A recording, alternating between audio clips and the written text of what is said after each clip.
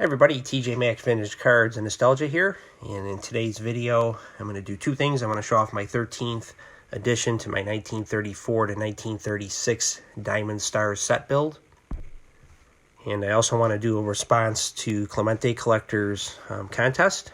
But first of all, with the Diamond Stars card, this has been a little bit of a slow go, mainly, and that's by design. I've been doing a lot of research into the set, planning which cards I want to get. I'm really starting off with the cards of players that I want to add most of all, and then those that have the artist renderings that I like the most, which would apply in this instance with this Fritz Ostermueller. Putting my budget together, so it's going to be a fairly slow go because I want to do it in the right way. And if I do run out of steam with this, which I don't really envision at this point, but if I do, I'm going to have the cards that I want in my collection because these are great art cards.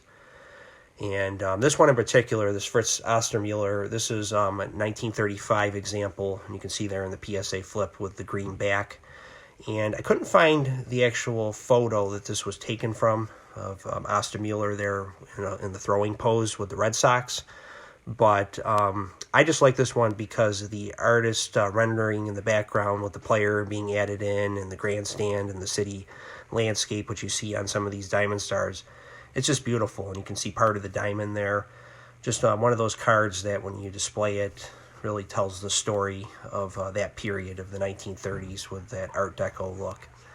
So Ostermueller was a pretty good pitcher. He was a 114 and 115 with a career record and 3.99 ERA.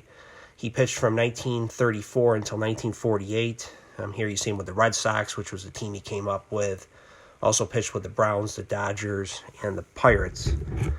Now, you can see the back of the card here. It's the green ink, as I said, and then you can know it's a 1935 because it's got the copyright down there on the bottom.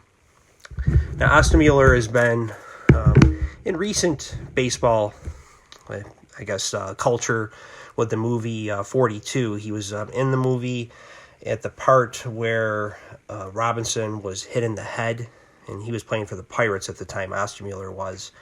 And the movie really got a lot of the events wrong, and that may have been by design, but I do think it's very unfair how he was treated in this movie. And basically in the movie what happened was he hit Robinson in the head, and then he said something like, "You don't belong," and then there was a fight between the teams. Robinson was on the ground, and that's not what happened in reality based on the research I've done and interviews with his daughter. He was hit on the wrist, Robinson was. And there was no words that were said that would be racially charged. And Ostermueller, according to his daughter, and I didn't see any accounts to the contrary, never was known to say anything, discriminatory or racist or anything like that in his time in the majors or in their life thereafter, according to her. He died young at 50 years old in 1957, and it does bother me when people in movies take liberties with people that they're depicting that are not who they were. Now, in the case of Ben Chapman in the movie, the manager of the Phillies, I mean, he has accounts of saying things that were racist and derogatory to Robinson, and I think that was fair game. But with Ostermueller, I don't think it was fair at all. Another thing is he was left-handed. He was shown as being right-handed in the movie, which is not accurate. It's just those little things that bother me. Overall, I think it's a great movie. It's certainly Robinson endured awful things when he came into the league.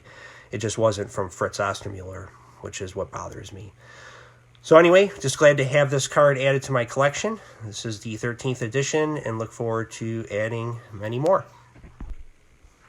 So now my response to Theo, Clemente Collector. Really enjoy his channel. Got to know him over the last couple months, so we comment back and forth on each other's videos. And just glad that he's in the community now. He's a very active member. And just appreciate what he does. And he's asking us to show some well-loved cards in our collection.